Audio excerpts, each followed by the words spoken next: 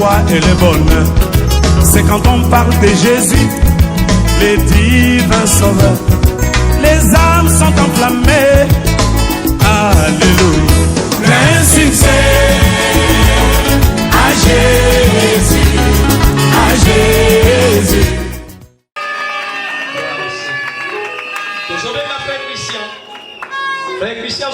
J'aimerais témoigner la grandeur de ces dieux, le Dieu de mon Père, Tsadok et Moïse.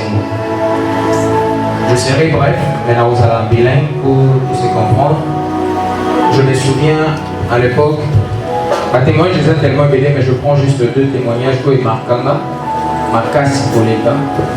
C'est lorsque j'ai obtenu mon miracle dans la média. L'homme de Dieu était en train de prier, de prêcher dans la chaîne Mokonzo TV à l'époque. Je me souviens, c'était en 2012, 12,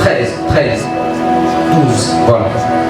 Vers l'année 2012, dans mon lien à TV, dans la Zakalokolo Kokukana, deux fois plâtre, 6 mois, ça n'a pas tenu. Il ne faut pas autant volater. Mais un jour, je me suis décidé de suivre un peu la télé.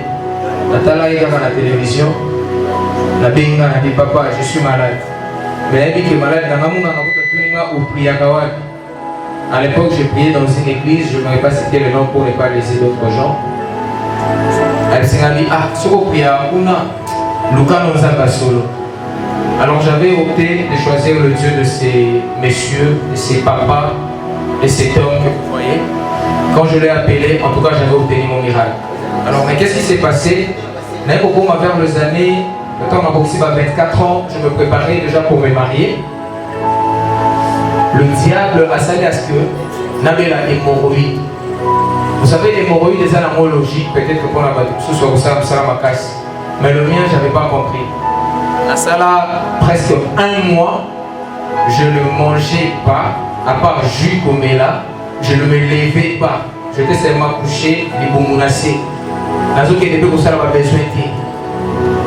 L'homme de Dieu a dit dans la place Nazara.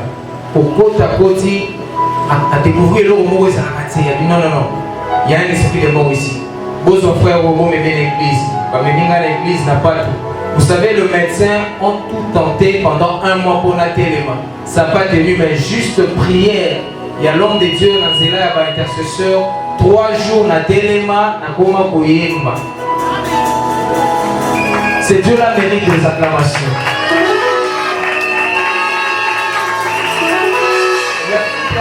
Il y a Souka Kata dernièrement, vers les années 2019. Moi, on a mis Bali, il y a Moubali. À Salah une crise le 30, à Salah une crise le 30 décembre. Moi, à Misaëli besoin d'un zoto, Misutali Nicolo. Na tongo na kene na kutoa na hôpital. Arrivé juste à 12 heures, le médecin a tenté pour maquiller 6 mois. L'homme de Dieu était dans sa maison à Beningaï. Christian, tu es où? Je suis à l'hôpital avec l'enfant. Il sort avec l'enfant de l'hôpital. Viens chez moi à la maison. Na bimana mwana, na zwa moto. Na yana mwana, mukoma juste na komi na balabala pona kota na lupango ya pasteur. Mwana akufi. Misu likolo, aope maté, na sini mwana aope maté na dit rien. Mwana na akufa te. L'homme de Dieu m'a appelé. Je suis allé chez lui. Au côté à la côte, l'homme de Dieu reçoit le message de la part de Dieu en disant Tiado, mwana akufi lo na ndaku na yo. Soki ou arraché était na maboko na yo. Alors l'homme de Dieu a commencé à prier. Moi, je me demande si ça qui va naître. Si elles ont prié, non, mais le bagage est zambé. Et l'on va courir. Na kukene kotia mwana mort ndengene yezo sambela ngana ngana otala mwana beta tamiso rien na fina rien. Lorsque l'homme de Dieu a déclaré je t'arrache dans la gueule du loup na zamba bisika yoso batie molimo nao bima au nom de Jésus. Aussitôt dit au nom de Jésus mwana beta inti a éternué pendant 3 fois inti. Aujourd'hui c'est un garçon qui a déjà 2 ans. Voilà pourquoi je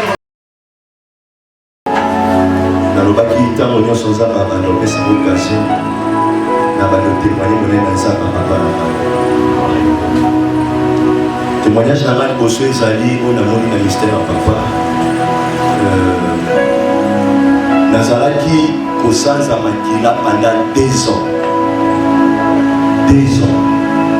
2 jours, 2 semaines, mais 2 ans. Et comme elle a une vie, les bandes nazaraki koyoka passe.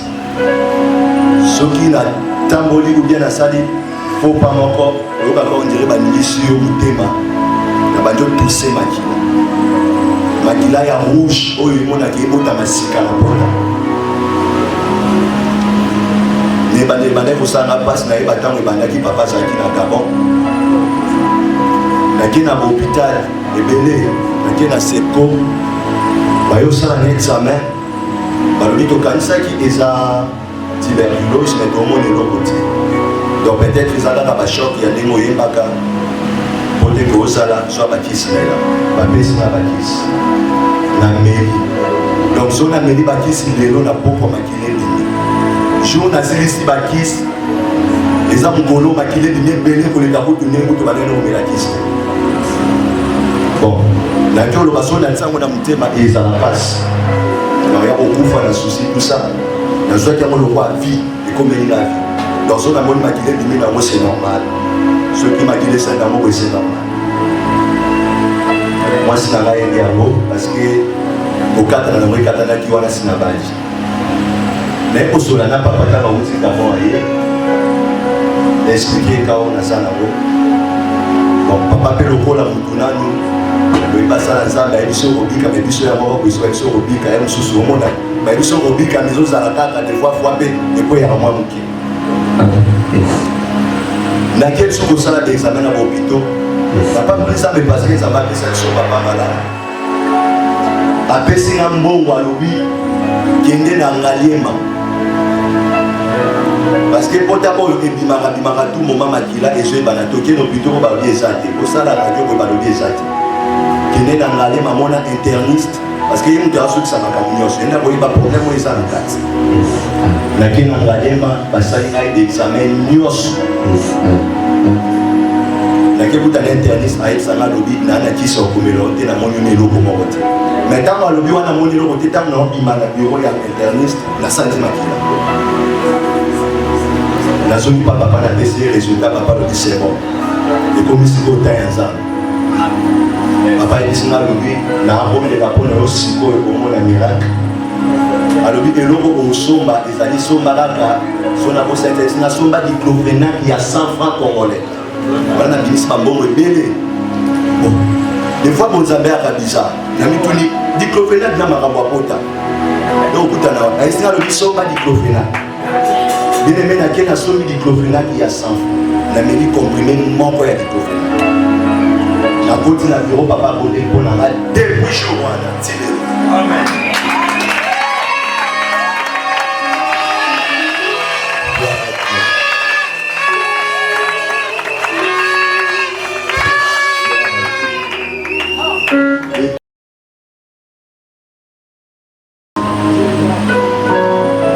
Deuxième témoignage dans les amis. Tant on a banni, moi c'est la qui les amis moi c'est les qui compliqué parce que les qui banni sont pour la banane quota éviter pas de suspicion par mon complication. C'est bien le moment si on a la biographie nous sur les alakati. Banda to banda biographie. Ce qui faut pas nous poser la question. Yo vraiment quota l'échographie ba ebisa ko choisir. Mais ce qui a zone nanda pour toujours mon amona zone nanda vous autres la mona to ça makamo. Mais l'hôpital ba le makama makamo sous. Et yo ça na moni passe les qui na bino. Hôpital boyo, les hôpitaux à mondenia. Na l'hôpital ne peut pas na ba GBL. Na comment vous ça ça moi ça na kilo rendez-vous kilo na 2 hôpitaux. À quel a ba résultat aux anazemité. Mais moi na bumoninga. À quel côté on a contré bango même résultat. On a coupé à ma belle sous yone les savons ba ça ko za naze. Mais tant que zo nanda mon qui bumo izali moi na zo tsabu ya zo ça. Qui n'a pas papa parce que dernière échographie qu'on a ça rapide. Ba médecin l'hôpital à moi mener de Tokéi ba le bino c'est une évolution na wesa bienté parce que moi si na yo de pas banda c'est mi makila au dé mataka to pese bakisi ye makile ki tarakaka point na yo le matin ndenge to azolia mingi ye point na ye kitaka kaka donc ba déclarer ba médecin ba déclarer ba grossesse les grossesse arrêtée na yoka ki moi ni sala nga parce que une grossesse arrêtée ça ni ba bino moi no to botika bota mate pour ana risque soit ya romone ça bino passer soit ya robota ma bien dire il faut to provoquer avortement biso moko po grossesse il faut to 14 na bi aussi mat na ko zonga tika ki ko rafa suka na ebisi papa na yoka ina mwasi na ngani ebisi na lobi échographie à tout oyo to kosala ngo et pas Yesu parce que ça qui dernière échographie oyo ceux qui te sali soit tu vas retenir les kuna basali makambo basala na grossesse arrêtée so que ça la neutralité ba osala ngo na bi voilà donc qu'est-ce que vous savez échographie Yesu na nous peut-être il y a Yesu et rolo parce que na jumbo ya échographie la place là qui doit ça l'examen na jumbo wana qui peut ça au froid na biza mena na osala échographie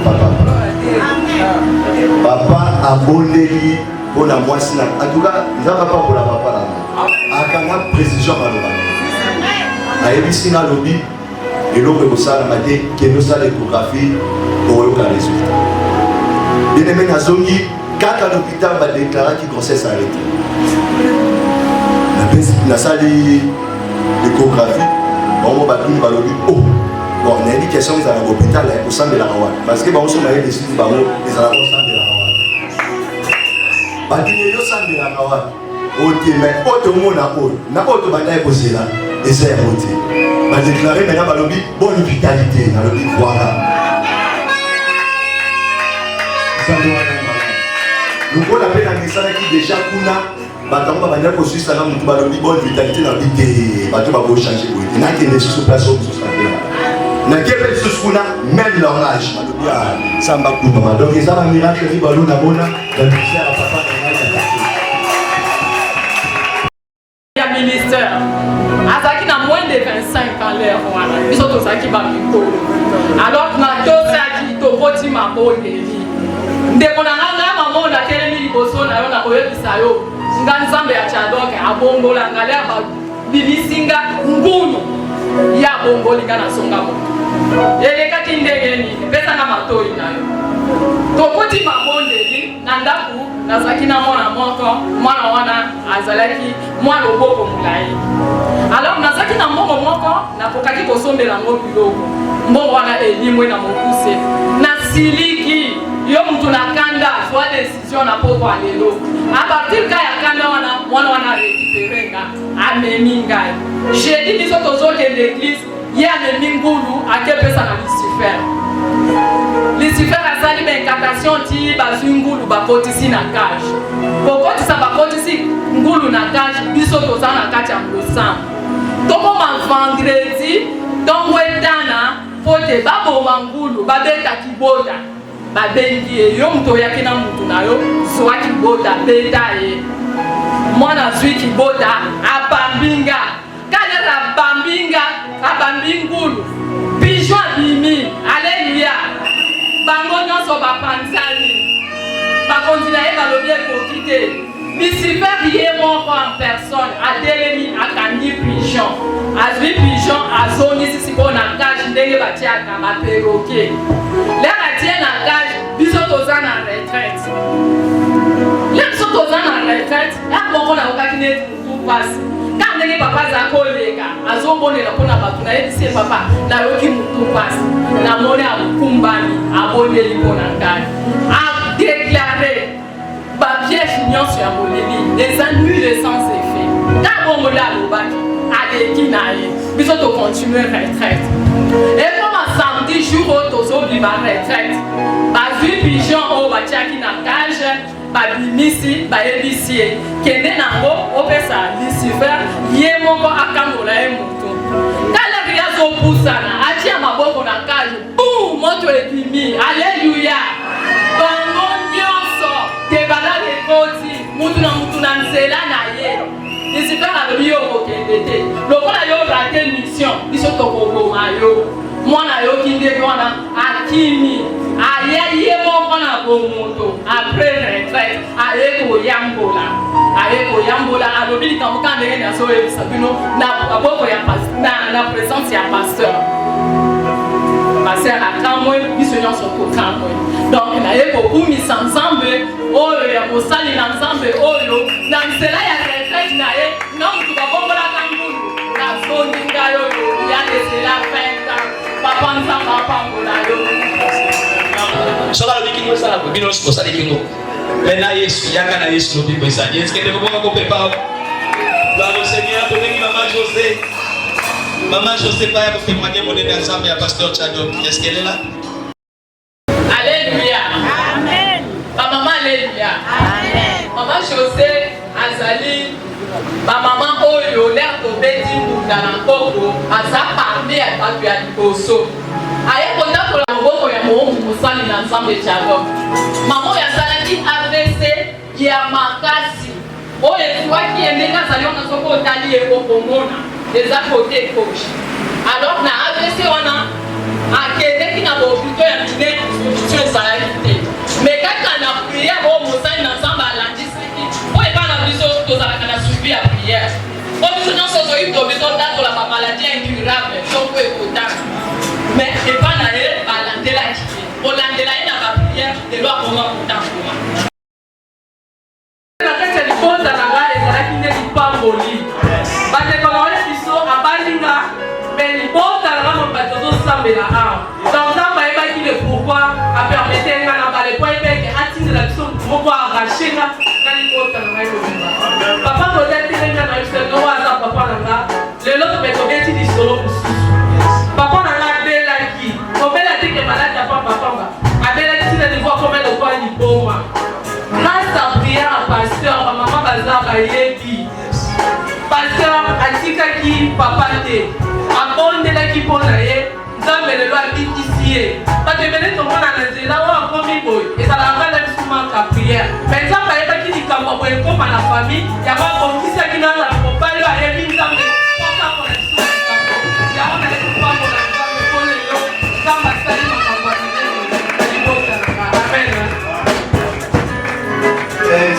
soki ngai nazwi mpona bakisa mwa eloko te parce que bandeko mingi soki nazoleka nzela batuna nga kaka yo kufa te yo ozali kaka po yo boni basoin esili alors yango wana nalingaki kotémoigne yango po te mokili eyeba ke papa gode nabikaki mpona